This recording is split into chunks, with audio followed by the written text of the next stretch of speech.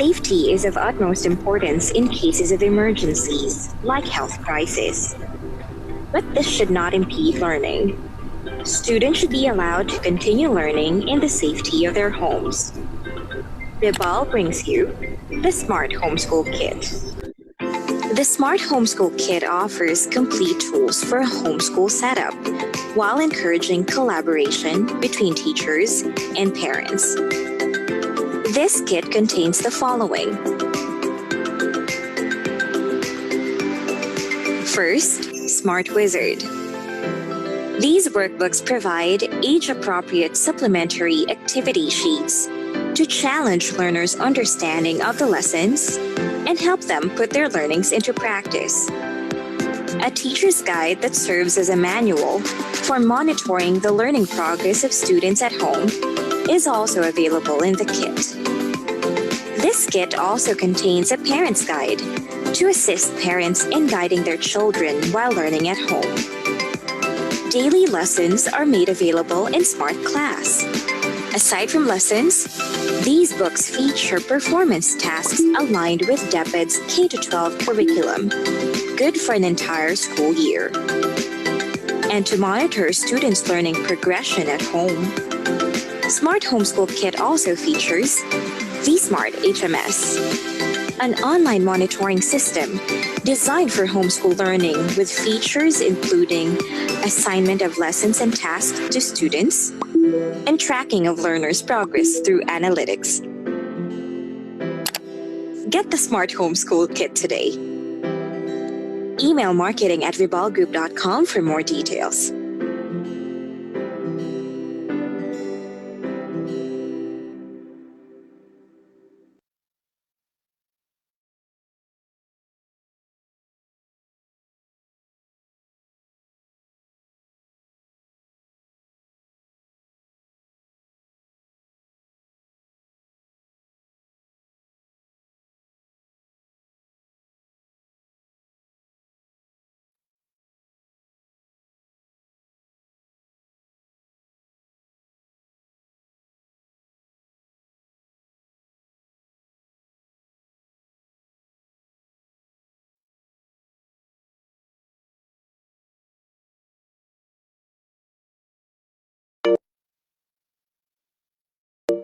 In this age of new normal, online is not your only option. Because new normal means new learning modalities and new learning possibilities. Let Vibal make learning offline possible with Smart Class. Smart Class contains pre-made daily modules sequenced according to DepEd's budgeted teaching and learning calendar. Each module has a specific lesson duration and has day markers to guide parents and teachers in the asynchronous learning of learners. Inside the modules available in Smart Class, you will find the following elements. First, learning competencies are identified in the module openers. Kickstarters are available to test students' prior knowledge on the subject matter. This set of activities, found at the beginning of each lesson, may also serve as motivational activities. Parents of preschool to grade 2 students will also find notes to parents which contain tips and pointers on how they can guide their child while learning at home. Redefine your students' learning experience with the integration of augmented reality technology into images and illustrations available in Smart Class, making learning more interactive and exciting. At the end of each module, Long Quiz is also available to assess students' understanding of the lesson. Smart Class also features Wrap Up, a lesson ender activity that applies the constructivism theory of learning. In Wrap Up, students are expected to summarize the lesson on their own using a graphic organizer. You may also evaluate the quality of your students' learning by letting them practice their learning in real life through GRASP's formatted performance tasks. The content of Smart Class is designed for the entire academic year, and it is available for 5 major subjects. All aligned with DepEd's K-12 curriculum and covers the most essential learning competencies prescribed by DepEd. Secure your own copy of Smart Class before classes open. Contact marketing@dibaogroup.com to know more.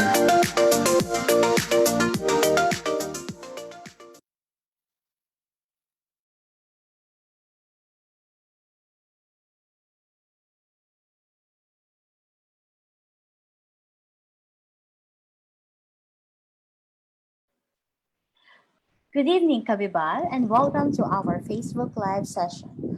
For the discussion this evening, the topic will be on strengthening parental involvement in senior high school digital classes. Before we begin, take note of the following reminders. First, make sure you are registered to the webinar to have your e-certificate of participation. Visit certificate.bibalgroup.com to generate your proof of attendance. Place your questions in the comment box allotted during the session and they will be addressed by our speaker later on. Share the video using hashtag LearnAsOnePH as our official hashtag to our Bibal webinars. Experience learning, Kabibal. And now, to proceed with our webinar this evening, it is my pleasure to introduce to you our distinguished speaker for today. Our speaker this evening is a graduate of Bachelor in Computer Data Processing Management at PUP Santa Mesa. He also has a graduate degrees in Doctor of Philosophy in Development Education, Master in Business Administration, and Master of Arts in Teaching, major in Mathematics, which he took at Metro Manila College. Currently, he is on his last term towards the completion of academic requirements for the degree Doctor in Business Administration at PUP Santa Mesa. An academic for 20 years, a former computer instructor, business management and accounting professor, and a program head of business management and accounting technology department of STI College Novaliches. Presently, a master teacher too of accountancy, business and management strand, and the internal focal person of senior high school, department of Novaliches High School, Schools Division Office of Quezon City, and a part-time graduate school professor at Metro Manila College.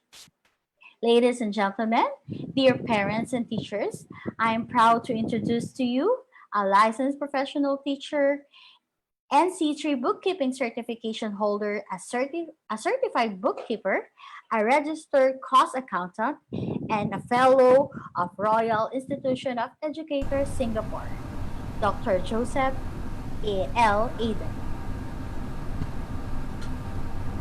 Hello, good evening everyone. So thank you so much Ma'am Michelle for the introduction. So now I will be sharing my screen for the topic given to me. So before starting with my topic, I'd like to say hello to Dr. Tagayon, our principal from Novaliches High School, and our school's division superintendent, Dr. Jeneline Rose B. Corpus, my co-teachers, not only in Novaliches High School but in the school's division office of Quezon City, our beloved students, and of course parents. So when I was invited by Vibal group to actually have a talk, and they will be coming up with a series primarily focusing on different areas in the curriculum, so I opted to choose this particular topic. So this is strengthening parental involvement in senior high school digital classes.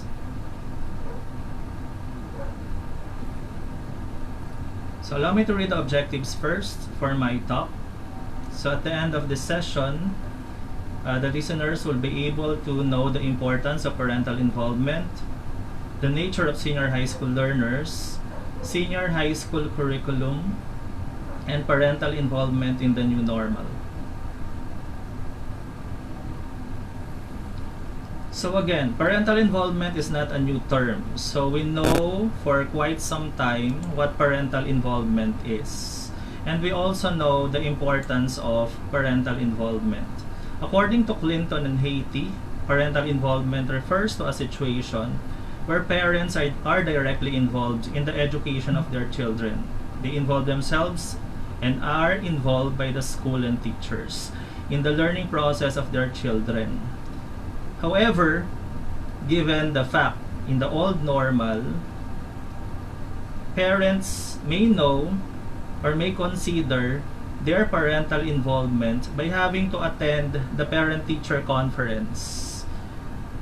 So they may also look into their involvement in their child's learning in school by having to meet with their child's teacher one-on-one or in a small group.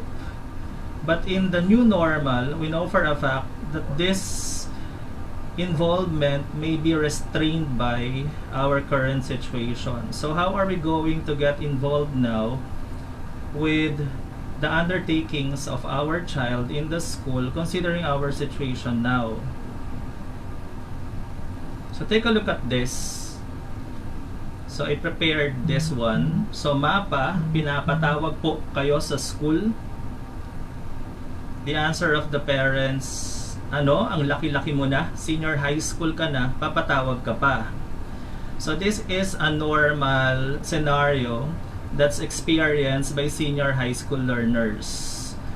Parents normally think that their child, primarily if they are in the senior high school level, the chance that they will be called in the school to meet with teachers would be close to nil. And this is somehow supported by studies.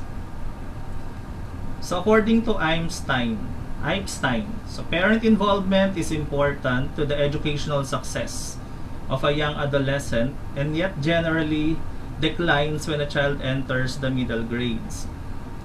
It is very observable in the senior high school level that we're having a hard time contacting parents to talk with special matters about their child's well-being in school, considering the fact that they treat their child to be independent, where in fact getting to know the senior high school learners, nasa na po ba ang ating mga senior high school learners? In the human development cycle, our senior high school learners are considered to be adolescents. So these are individuals who are in their 10 to 19 years of age. And most of our senior high school learners are between 15 years old to 18 years old. So they are part of the adolescents.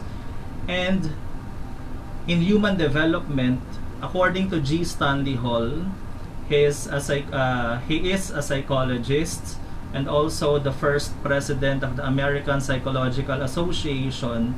He regards this particular stage in our senior high school learners' lives to be the storm and the stress stage. So as you could see in the visual presentation, this particular stage where our senior high school learners are at may be a stage of confusion for them. So this is the stage that they encounter physical changes, emotional and psychological challenges pertaining to their perspective of self, oneself, and their perspective of the environment. Kaya makikita niyo dyan, some may try different hairstyles, some may try having to go to what we call as individuality because they would want to matter in this world. So this is a storm and stress stage. A storm and stress stage for our learners. And that is the normal human development cycle. But now we have a different stimulus surrounding our learners.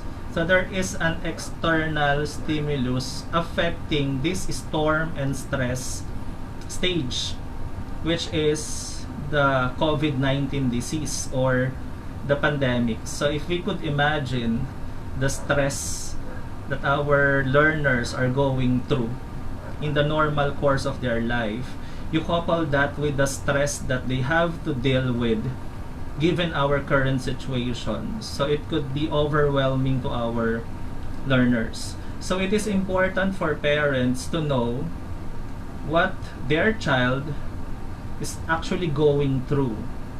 By having to know their situation, they could involve themselves better. So that's why I am presenting first having to understand the type of learners that we have in senior high school. So senior high school learners are known to be part of Generation Z.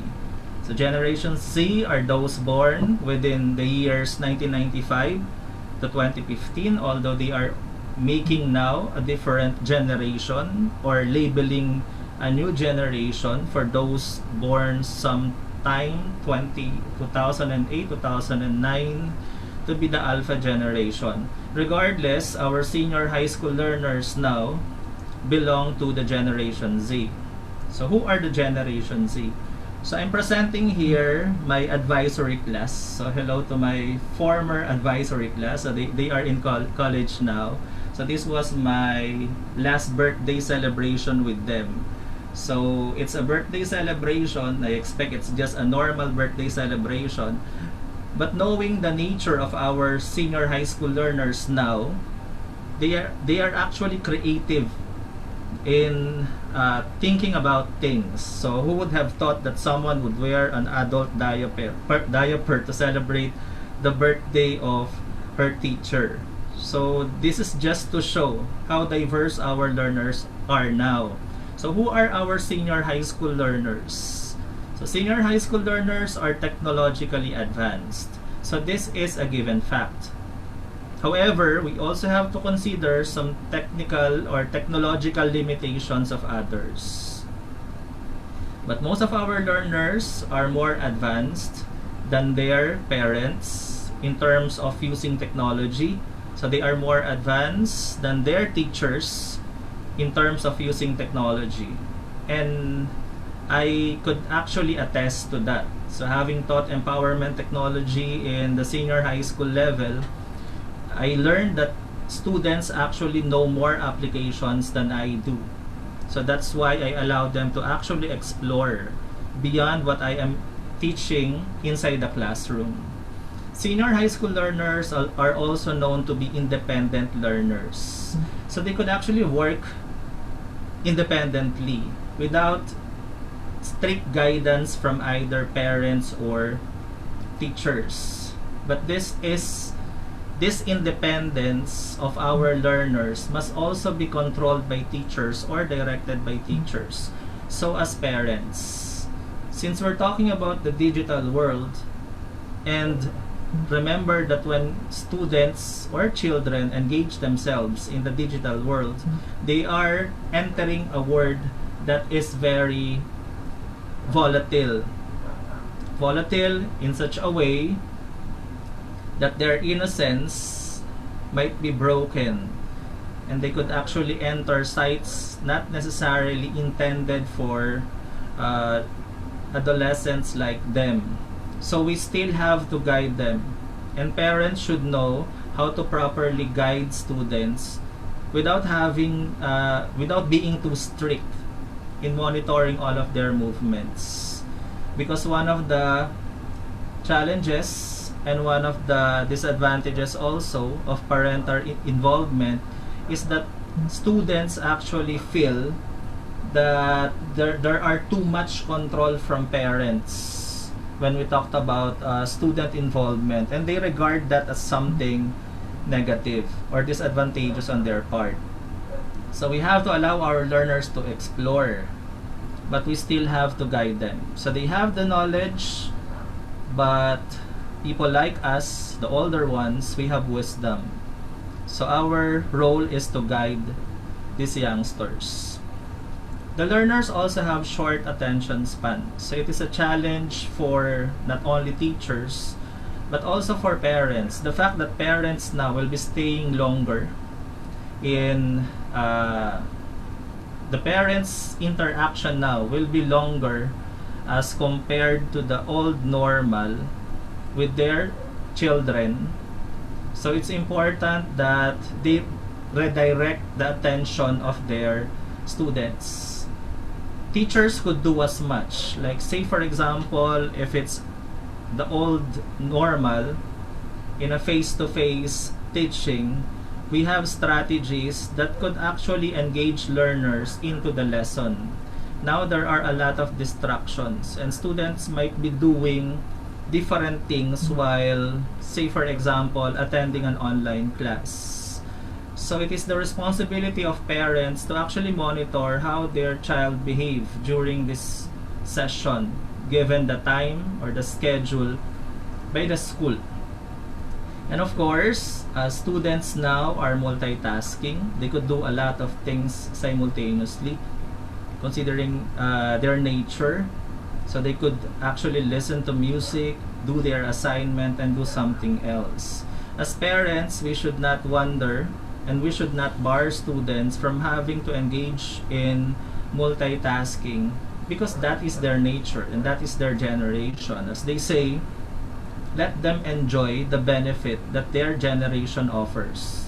Like say for example, if their generation offers the luxury of information or the magnanimous information because of the ubiquity of the internet, the extent of access that they have to the internet. So let them enjoy what technology offers. But then again, we still have to control and monitor the way they use technology. And this last one, I am a witness to this one. So whenever I ask our learners to do something, they would do things hours before. So they like cramming. It's like cramming makes them more excited in doing things. So these are our learners. These are our senior high school learners. There's diverse characteristics of learners, as you could see in the word bubble. They are more engaged now into social media. They are more visual. So meaning that when teachers present lessons, so they should capture the visual interest of the learners. But since our talk is about parental involvement, aside from having to know the nature of the child based on expected behavioral pattern and expected behavioral changes, considering their stage now, which is at adolescent, we also have to know the curriculum of senior high school. So to what extent do parents know the senior high school curriculum? Maybe, ang alam ng mga magulang, if it's senior high school, dagdag yan na 2 taon sa pag-aaral. Meron niyang 2 SEMs. No? So nahati ang 1 taon sa 2 semester.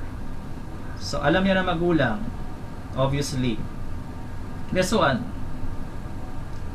the senior high school curriculum is divided into 3 subject classifications. Subjects of senior high schools may be categorized as core.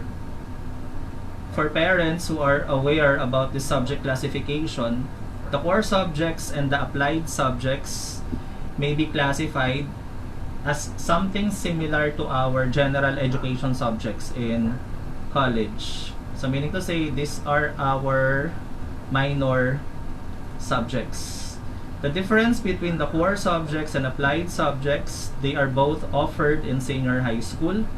The difference is they are both offered to all learners in senior high school.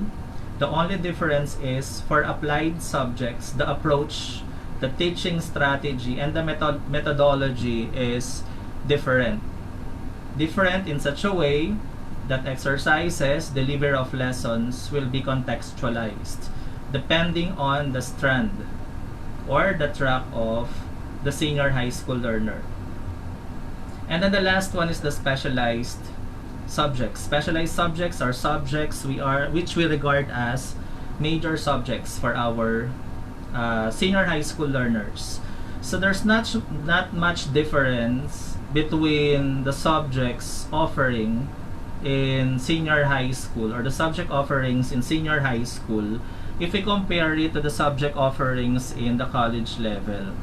So the core and the applied subjects are the minor subjects, the specialized subjects are the major subjects. So if parents know that, so parents could actually give inputs to their child that all subjects actually do matter sometimes we have this remarks that focus on your specialized subjects, focus on your major subjects, because that's your major. But the fact is, all subjects in senior high school, even in college, minor or major, core, applied, or specialized, are important to the holistic development of our learners.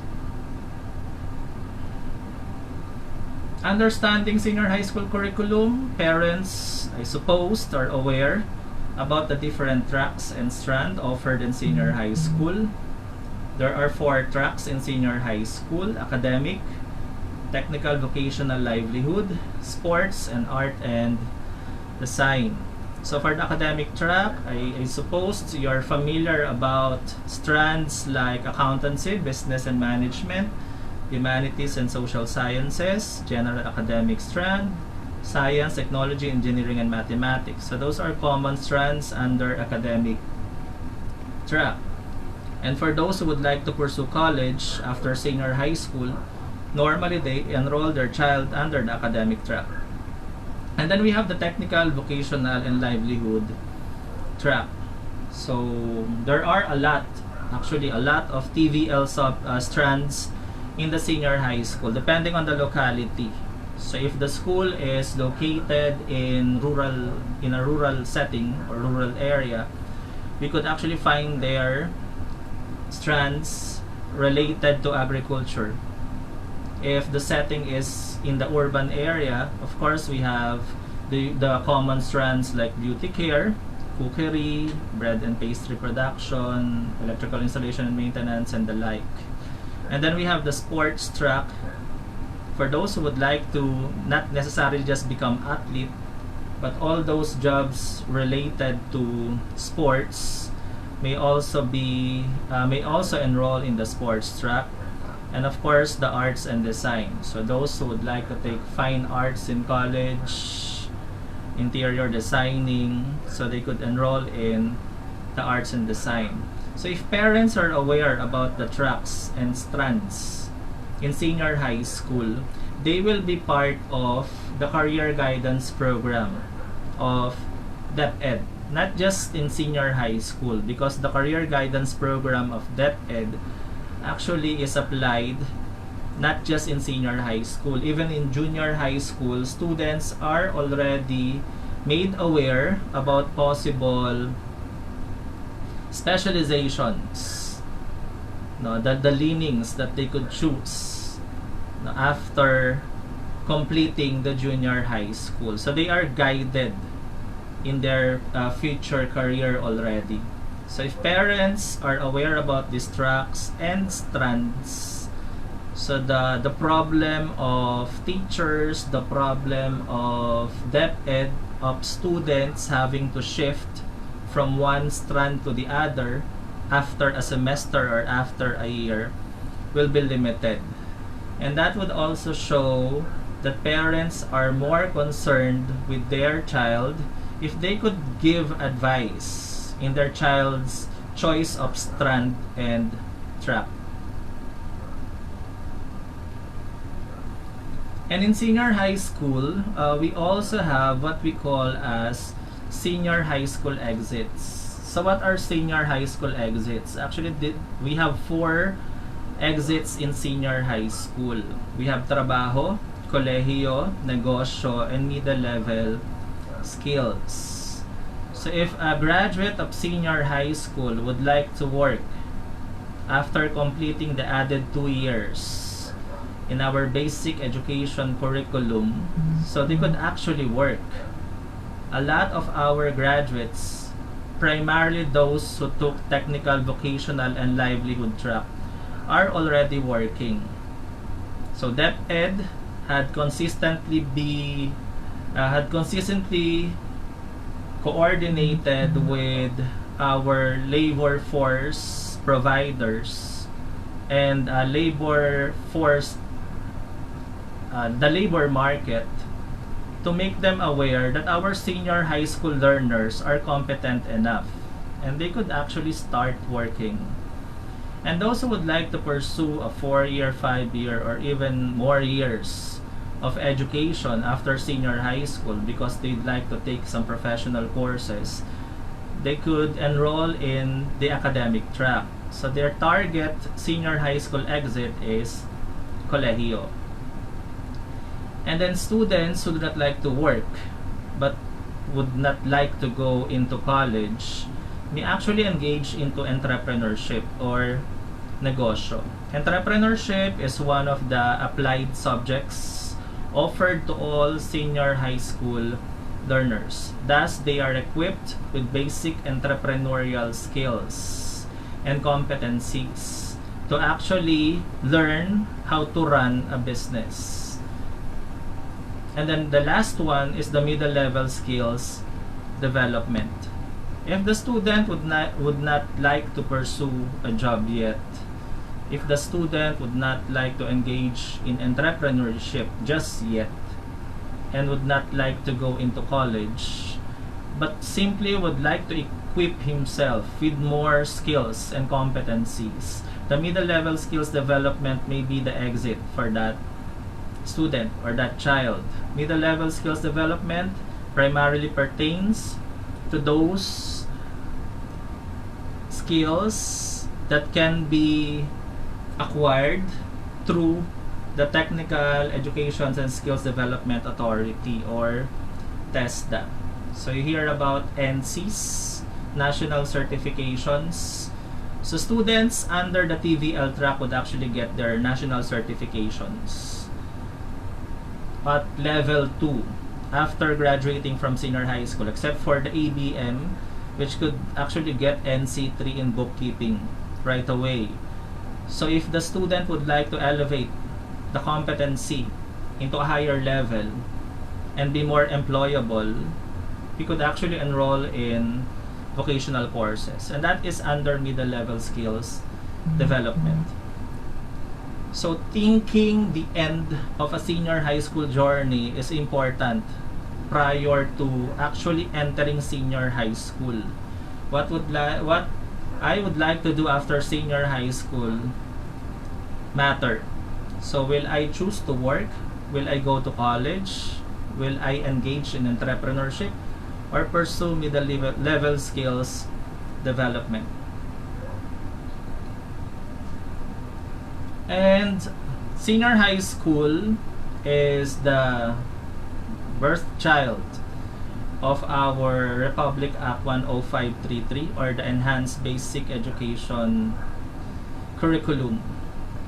So under the Enhanced Basic Education Curriculum, we hear about this, that we have to have the skills of the 21st century learners. This is not only for senior high school. This is also applied in all levels in the basic education, meaning to say from elementary to junior high school, from elementary, junior high school to senior high school. We are gradually developing the skill set of a 21st century graduate. So these skill sets normally involve critical thinking, creativity, research and analysis, self-directed and lifelong learning, multiple literacies, collaboration, civic engagement and cultural awareness, and communication. Critical thinking is the ability to ask questions. So when we say a student is able to infer, a student is able to hypothesize, evaluate alternatives, weigh options, we could say that that person is critically thinking. But what's more important about critical thinking is that students know how to ask questions, because by asking questions, they could discover more things. As parents, if students are asking questions, of course, we do not say, ano ba yan? No, ano ba yan tinatanong mo? Ba't ganyan ang tanong ng teacher mo? So you're somehow discriminating the activity of the teacher, where in fact, that particular question might have been given by the teacher to the student to develop his critical thinking skills. So parents should not bar students from asking questions, because being inquisitive could actually unravel a lot of things.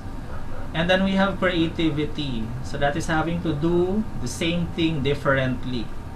So as I had shown earlier, the pictures of my former advisory class.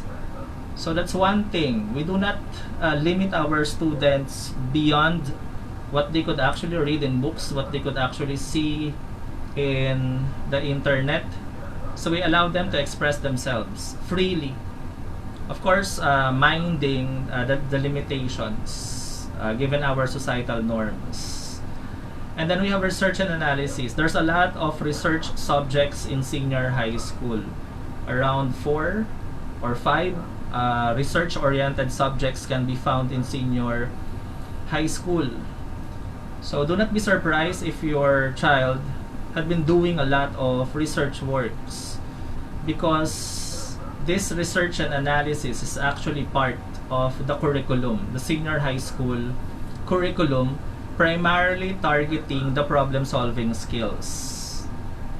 The research and analysis skills, once again, are tools in the problem-solving skills. And then we have the self-directed and lifelong learning. So we talked about being independent earlier. So senior high school learners are independent, and then they should consider learning as a lifelong process. So that's one thing that we would like to instill among our learners, that learners should not stop within the 4 corners of the classroom. And then multiple literacies or information literacy. So students should be aware about different information surrounding them. It's not just the information presented in books. So they have to be literate in technology. They have to be literate also about their culture. They have to be literate also about science. They have to be literate in social sciences, in their relationships. So there are different areas of information literacy being taught to our learners. So later on, we'll see which of these skill sets are given focus in the senior high school curriculum of DepEd, although they are all equally important. The next one is collaboration. Senior high school learners are often given group activities because they are independent learners, and we know that in the real world, being independent does not work that much better.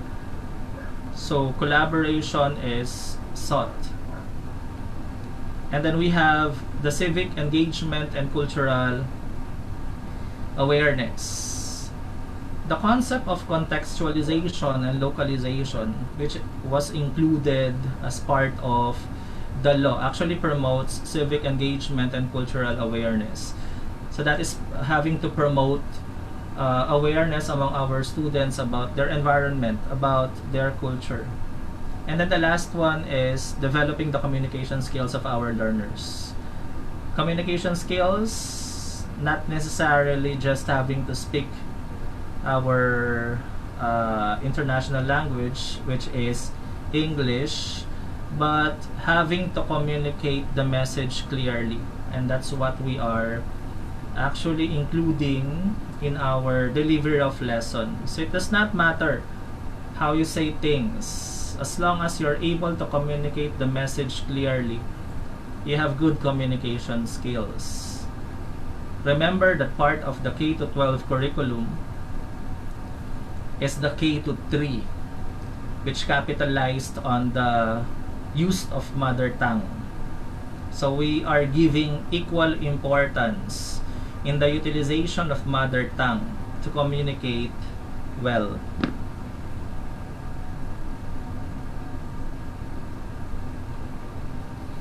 So we have here now the senior high school core skill set.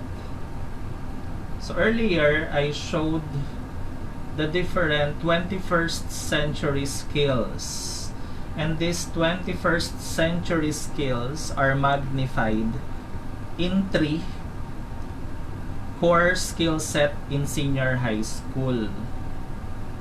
critical thinking, problem solving, and information literacy. So why did I say that these three actually fall part in the senior high school core skill set? First and foremost, these are the criteria used to measure competencies of senior high school in their final assessment before leaving senior high school. So in senior high school, what we have now is what we call exit assessment. So the exit assessment includes different subjects in senior high school. But the manner of questioning in those subjects are anchored in the three core skill set, which is critical thinking, problem solving, and information literacy. That's why teachers of senior high school should always focus on, when I say should always focus, should capitalize on focusing their delivery of lesson, targeting the development of critical thinking, problem solving, and information literacy. So as I mentioned earlier, when a student is asking questions, we encourage them to ask more because that is the main ingredient for critical thinking. So having to formulate questions and having to challenge facts is the ability to think critically. And then students should also know how to solve problems. And in solving problems, the student must have enough information which could be sourced through their skills in research. And ultimately, problem solving involves decision making. And since decision making is the process of having to identify alternatives, choose the best one among alternatives, by having to undertake evaluation tools, evaluation criteria in selecting the best option, problem solving is not that easy. So problem solving is not just a skill that's developed in the subject mathematics or science. It is a skill that can be developed across different subjects in senior high school. So if students would be engaging in what we call as inquiry-based learning or problem-based learning, so the problem-solving skills is actually being enhanced. So if the student will be given modules, students will be given activities online, and the nature of the activities would be problem-oriented. So do not question teachers because they are developing your child's problem-solving skills. And then again, the last of the core skill set is information literacy. Students could do a lot. Like say for example, if you ask them to do this and that, come up with a video presentation, have this effect, etc. They could learn things in a few hours. But when you ask them, what am I going to click? What do you call this icon? So they could not actually answer you because they know the process, but they do not know enough information about what they did. And that's actually what we do when we develop the students' information literacy skills, because there's a lot of information available, but they tend to give less importance on tiny details because of the abundance of information. And given this abundance of information, so we also have to look into having to filter information for our students. We are all aware about fake news and all of those things circulating over the net, affecting how our child, how our students think. So they might be misled with the information that they read online. So we also have to teach them how to filter this information so that they will not be drowned with this magnanimous information available within the environment, available online.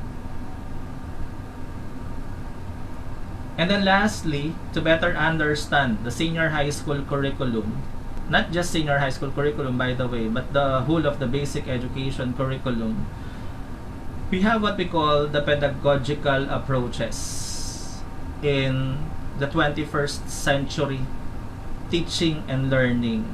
So our approach when we teach learners in senior high school and all other levels are the following. First one, teachers use the constructivist approach. So when we say constructivist approach, this is more of a student-centered approach. Students will be doing a lot of things and the teachers will just be facilitators of learners. They will just be facilitating learners. So when parents would question their child, anong ginagawa mo? Bakit yan yung ginagawa mo? Wala na bang tinuturo yung teacher mo? So, remember that we are using constructivist approach. And part of it may be exploratory learning. We would like the learners to explore and learn concepts by themselves. So that is constructivist approach. It is learner-centered approach.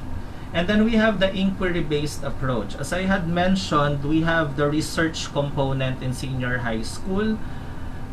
Junior high school, they also have special subjects in research.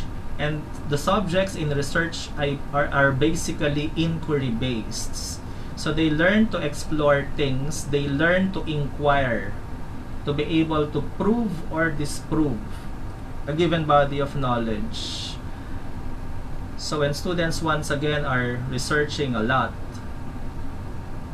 do not question us teachers why we are giving a lot of research to students, because this is one of the recommended approaches now. So they have to learn how to master their research skills. And when students are given, say for example, journals, in our case, given our current situation, some students might be asked to come up with electronic journals or blogs and come up with their reflections. That is actually part of the reflective approach for all the learners. They have to reflect on the things that they learned. And then we have collaborative approach. So ano naman po yung collaborative approach? As mentioned, collaboration is one of the 21st century skills. And to be able to develop the 21st century skills, we have to come up with activities or group activities so that students should be able to learn to develop their people skills, their interpersonal skills. So they have to relate to their classmates with diverse personalities. And then the last one is integrative approach. So we allow our learners to put their previous learnings from their experiences together with their new learnings and reconcile the two. So that is integrative pedagogical approach for our learners. Again, not just in senior high school, but also all learners of the basic education curriculum. But it's more intensified in senior high school, considering the fact that they are more independent. So after learning the nature of the learners, the nature of our children, after learning the senior high school curriculum, that senior high school curriculum is not just an added 2 years in the study of our students, but there's a lot more in the curriculum affecting why our students are doing this and that, why are we giving these types of activities, because they are all in the senior high school curriculum. They are embedded in the K-12 curriculum. So having to have enough information in the curriculum and the nature of our learners, perhaps we could enrich and we could strengthen our involvement more. So how do we strengthen our parental involvement? So I simply came up here with a short acronym for strengthening parental involvement in the new normal using the acronym PARENT. The first one is platform.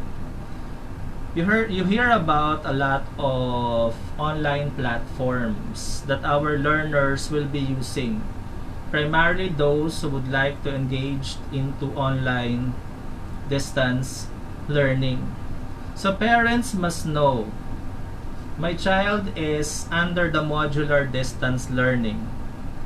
If it's modular distance learning, they are not exempt from having to avail of electronic copies of learning materials. So that's one thing.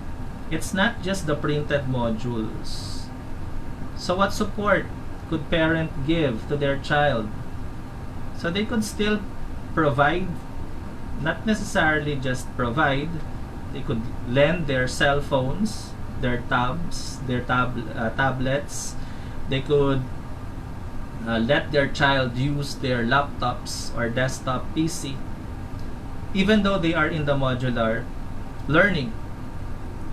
More so with the online learning. Remember that when we looked about platforms, it's not just the learning modality. For online learners, we have what we call learning management system.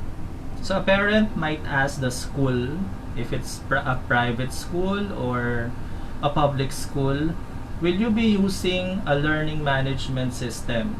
And what is your learning management system? Say for example, in our division, we are most likely to use Google Classroom as our learning management system because our division has a subscription in Google Suite. So it's likely that we will be using Google Classroom. As a parent, you have to be aware, does this platform offer greater parental involvement in my students' learning? When I say greater parental involvement, my child will be enrolled virtually. Will I be invited to be part of the class? Because there are learning management systems that could actually accommodate parents in a class. Not as participants, but as members of the class that will be given feedback about the performance of their child. So it's a platform or it's a way for teachers or advisors to communicate the performance of the learners to parents. So mahalaga po na tanungin ng ating mga magulang sa mga teachers, sa mga school, ano po ang inyong learning management system? At yung learning management system niyo po ba ay pwedeng i-enroll ang magulang to be part of it? If the parent could actually will have that thinking and the child, say for example, the parent tells his son or daughter, anong LMS ang gagamitin nyo? Patanong naman sa teacher nyo kung pwede kaming makapasok dun sa klase as parent. Imagine the impact of the statement to your child that you are actually trying to get involved in their learning. So if you know the platform, your involvement will be enhanced. Your involvement will be strengthened. In our school, part of our program, part of the program or a project that we will be doing, which is anchored as a program under our Brigada and Balik Oplan Balik Eskwela, is that we will be having a webinar, an ICT training for our parents. And that is our way to actually equip parents with the ICT skills, because we know for a fact that they may be lagging behind their sons or daughters when it comes to ICT skills. And that could actually give them an avenue to get better involvement in their child's learning. So again, you know the platform of learning that your child will be taking in the opening of classes. Second one, to strengthen parental involvement, is simply answer. When your child asks you, say for example, do you pay taxes? How much tax do you pay? So pag nagtanong po ang ating anak ng ganon, that question is not a question for nothing. It could be a question that is part of a question given to them in their modules, in their learning materials. Because what we do now is we, aside from having to contextualize, we come up with a more pragmatic approach for students to appreciate what they are learning. So pag nagtanong po ang bata sa kanilang mga magulang ng mga tanong na kagaya nung sinabi ko, na ang isasagot ng magulang, ano bang pakialam mo dyan? Parang ganon. So para lang yan sa mga nagtatrabaho. Bakit pinapakialamanan mo? If you will be barring your child from having to ask questions, it could actually be a sign of disengagement to their learning. So if they will be asking you questions in the future, they might not ask you questions anymore. So those pragmatic questions, no, from real life situations are actually questions that we solicit from our learners because we would like them to apply what they learned, no, in the real world setting. So just answer questions asked by your child. No, so remember po, our questions are real life questions. If the parent could not answer the question, it's not something that is of high level of abstraction na parang mathematical problem or scientific problem. It is a very practical question because it affects them, it affects their family. So provide them answers. So when you provide them answers, the parental involvement is strengthened. The third one is letter R, so that is reward. So a simple pat on a child's shoulder, say your child showed his or her grade online after taking an online test, is already a reward. So it's important that we reward our sons or daughters not just with material things but with praises. Just like what I say, a word or two could do much to a child. So good job, congratulations, kaya mo pala eh. No, kaya mo pala kahit, say for example, self-directed ang lesson. So hindi masyadong mahaba yung oras sa engagement with the teacher. So those things.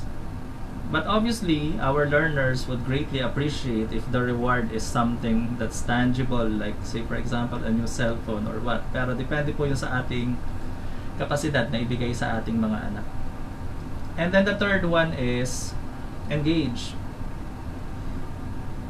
There's a big difference between parental involvement and parental engagement. So they say that parental involvement refers to doing to, and parental engagement is doing with. So you could actually do things with your son or with your daughter. In senior high school, there's a memo for work immersion. Because work immersion is a subject that has an alternative for academic tracks. So may other options. But for the technical, vocational, and livelihood track, they do not have any other options. But students must undergo work immersion. And since they have to undergo work immersion, given our current situation now, we are not certain if the partners, say for example, restaurants, food chains, would accept them because that could actually endanger the child. So anong pwedeng gawin?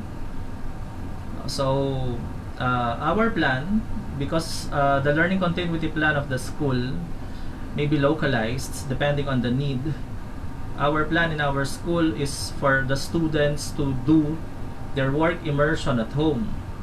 If it's simple cooking, they have to cook at home.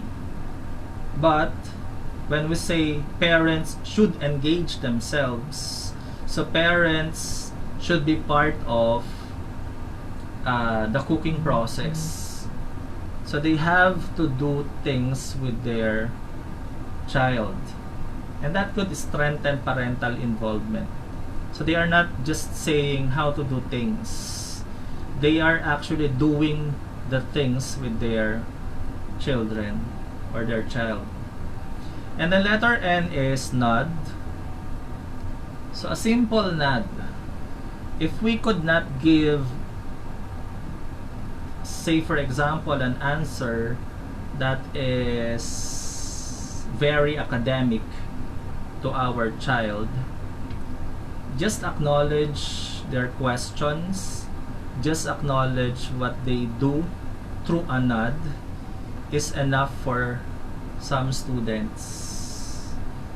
Ramdam lang po nila na napapansin ninyo sila, no? So a simple yes, or it could be a no, but still it's a response that conveys that they matter. And then the last one is time. As I had mentioned, parents now have more time with their child. So they have more time to get involved. They have more time to actually engage themselves and support their child. So parents should not waste the time. Even though the learners are already in senior high school, as I had mentioned, the involvement should be greater considering the current state that our learners are going through. So it's not just something academic, no? So meron po silang need psychologically, no?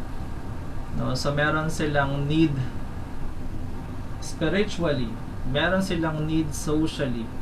So all of those needs should be addressed, and they can be addressed once parents are involved.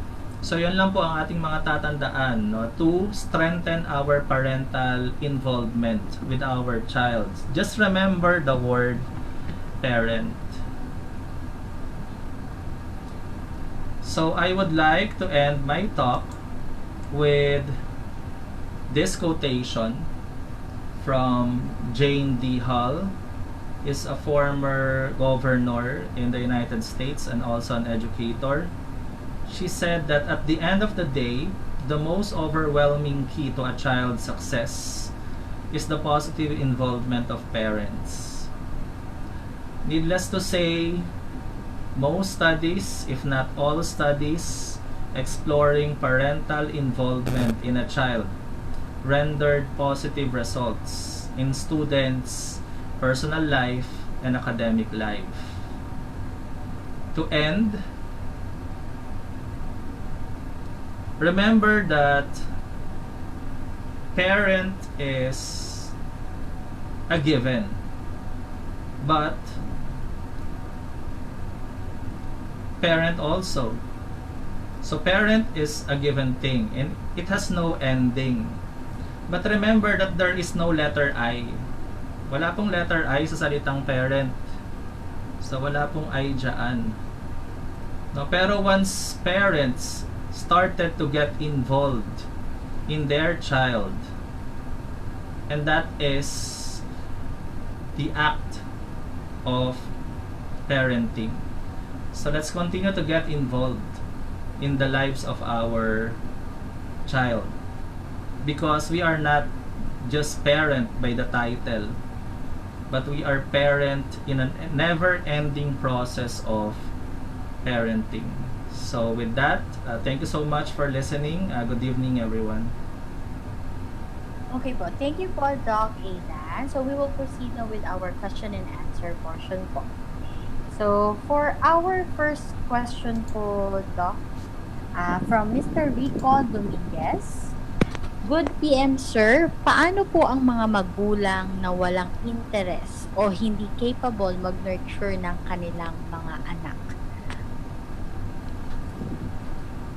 So we are motivating, una sa lahat po, no? So there are different, motivation is either intrinsic or extrinsic motivation. Kaya nga, dun ko tinapos po yung aking statement na ang pagiging magulang ay given. No, ang pagiging magulang po talaga ay given na yan. No, na kapag nagkaroon kang anak, magulang ka. No, pero the act of having to fulfill your responsibility as a parent, which is parenting, is something else. Iba po kasi ang parenting. So kung ang magulang po ay hindi interesado na turuan yung kanilang mga anak, this is a sad fact, no? Meron po talagang ganong mga magulang. That's why we have to compel them. When I say compel them, pilitin po natin sila. Kaya nga po sa amin, pag ang bata ay paulit-ulit na ginagawa ang isang bagay that's not really acceptable, we call the attention of the parents. And we always say, kung hindi pupunta yung magulang mo,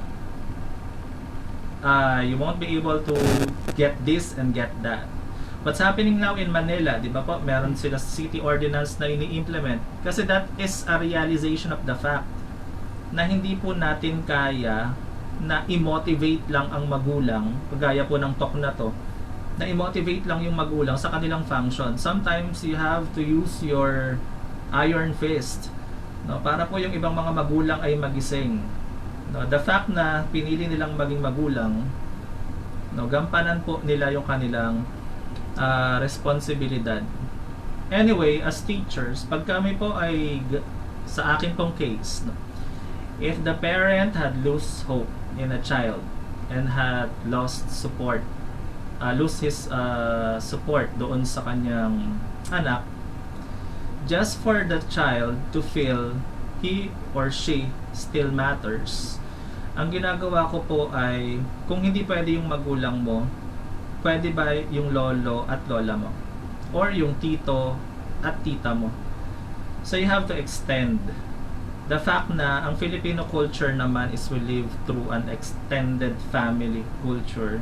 Pwede po nating itap yung iba para lang maramdaman ng bata, sige, I do not matter much to my parents, but I matter also to the other members of my family. Yun lang po. Malaman lang po nila, no, na hindi lang yung teacher ang concern, meron ding concern ang ibang tao na kapalibot sa kanila. Unfortunately, sabi nga, hindi pwedeng mamili ng magulang, which is partly true in some situations. Sad but true po. Thank you po, Doc Aida. Next question po from Mr. John Ray Brillo. How to address if the parents po are not graduated in elementary, don't know how to answer the questions of their child regarding the lesson, and how to use the different platform and enough knowledge po? Yes po. So, sabi natin kanina, di ba, we have what we call contextualization. So, contextualization of the lesson is not confined to the educated ones. Say, for example, me personally is doing a module, no, in business finance. I have their questions relative to how much are the parents are making. Say, for example, in a month. So, kung wala talaga silang tinatanggap na ganitong halaga, kung zero ang sagot nila, it's okay. Kasi that's the truth. Yun po yung nangyayari dun sa buhay ng bata, na ang magulang niya, ang buwan ng kinikita ng magulang niya, say for example, ay 1,000 pesos lang talaga. That is the truth. And you will not consider that as an invalid answer. That is a real and a true answer. Na dapat, pag nakuha ng teacher yung response from the child, so since contextualized siya, so the teacher should come up with ways na ipaliwanag sa bata at ipaliwanag sa buong klase that these situations like having abundance in life or having less in life actually matter. At pag napaunawa natin sa mga bata yon at sa buong klase, mararamdaman nila that lessons in school are not actually lessons that I could not relate to. Because ang lesson pala sa school ay kahit anong nangyayari sa akin, basta kwento ko lang yung totoong nangyayari sa akin, it is considered as a valid response. So, yun po yung level of contextualization kasi hindi tayo nagiging selective. Sabi nga 'di ba, we have to come up with equitable questions. Questions that can be answered by all. So kung wala, okay lang kung wala ang sagot. Yes, Ma'am Michelle. Okay po. Thank you po, Doc. Next question po is from Ma'am Maria Cecilia Basconcillo. How do we assist senior high school students with reading difficulties be assisted since some parents did not undergo schooling or are not really that intellectually capable? Students with reading difficulties, totoo po yan na there are graduates, completers of junior high school. If junior high school teachers are complaining about students reaching their level, not knowing how to read, there are also students reaching senior high school level apparently still are struggling in reading. Now in the stage of pandemic, sabi nga po, our learning continuity plan is localized. So if you feel the need to have reading remediation, teachers po ang nagre-remediate. Like say for example in our school, it's hampered by what's happening in our school now that we have to disinfect the school for a number of days that started yesterday. Supposedly we have our brigada sa pagbasa na mag-start sana ng Monday that would run for 10 days. So kami po ang gumagawa ng sariling paraan because we know that there is a need. Kasi we could not generalize. Kaya nga po mayroong mga local na tinatawag na learning continuity plan. So you plan depending on the need that you have locally. So yun po, mahirap po siyang sagutin ng generic dahil po ang approach po dyan should be localized. Similar to students in special educations. Na ang ginagawa po talaga namin dyan ay per teacher pa rin. So teacher pa rin talaga ang gagawa ng paraan. Lalo na kung yung magulang ay nahihirapan. Ang mahalaga lang is that the parent should make it appear na kapag ang teacher, kagaya ng ginawa po namin, nagpatawag po kami ng online meeting, kahit walang pinag-aralan si magulang, naka-attend ng online meeting, for the child, it's already a great involvement. Yun lang po, no? So, ulit, we do not demand much from our parents. Ang in-expect lang natin kung ano po yung kaya nilang ibigay. Okay po. Thank you po, Doc Ada. Next question po.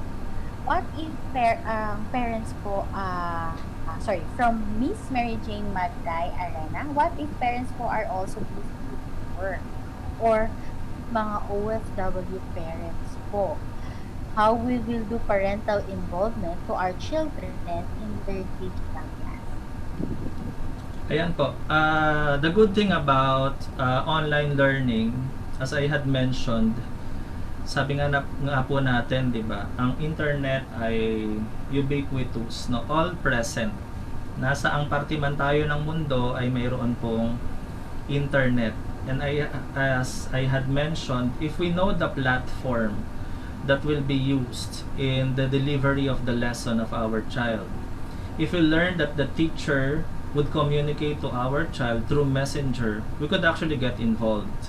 Not necessarily having to enter their chat group kasi alam naman po natin yung mga bata na pag nandun yung magulang nila, yung idea lang na yung teacher ay alam niya na ito yung means of communication of the teacher to the child. So si teacher, pwede palang makausap through messenger. So, pwede gumawa ng paraan si parent.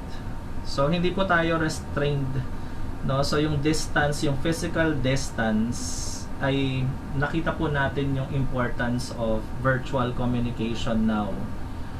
More than ever. Noon po kasi, di ba, pag sinasabing OFW yung magulang, napapabayaan yung kanilang mga anak.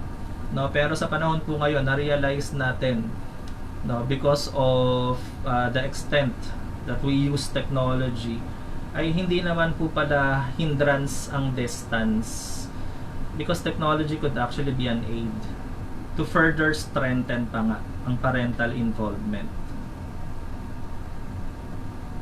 Okay po. Thank you po, Doc. Last question po from Miss Yam Guevara. Beside work immersion at home, which will be applicable for TVL track, what other suggestion could you give for the immersion? Ang work immersion po kasi ay binibigay sa TVL track. So as you mentioned, aside from those given by TVL track, sa academic track po kasi ay meron work immersion. However, it is optional po. No? So since it's optional, like say for example, in our case, we opted not to offer work immersion for the academic track. We will be offering by second semester its counterpart. Like say for example, for academic business and management, instead of offering work immersion, what we will be offering is business simulation. And they could actually simulate online business. And say for example, for our humanities and social sciences, we will not be offering work immersion. What we will be offering is culminating activity. And their culminating activity could be an online seminar. Yung mga ganun po. No, sa STEM naman po, ang ino-offer namin ay capstone project. No, without needing any physical contact or face-to-face contact pag nag-work immersion po sila. So for the academic tracks, we opted not to offer work immersion po, but rather offer the alternative. Okay po, that's all the questions we have for now. Now, Doc Aidan, any last reminders to our viewers po tonight? So last reminders sa viewers namin, kami pong mga teachers ay constantly nakikipag-communicate sa mga parents. Given the old normal, mas mahaba po kasi yung oras na nilalagi ng mga bata sa school. Kaya mas marami po kaming natutuklasan sa inyo pong mga anak kapag sila po ay nasa school, na sometimes kinagugulat ng magulang, ganito pala yung anak ko, no, that they are actually behaving differently at home. Meron po kasi ganung mga bata, no, na iba yung behavior at home, iba yung behavior pag lumabas. In the new normal, it could be a blessing in disguise for teachers. Sabi nga ng mga teachers, it's your time to shine na, mga parents, no, pagkakataon nyo na mas maunawaan, mas maintindihan ang inyong mga anak.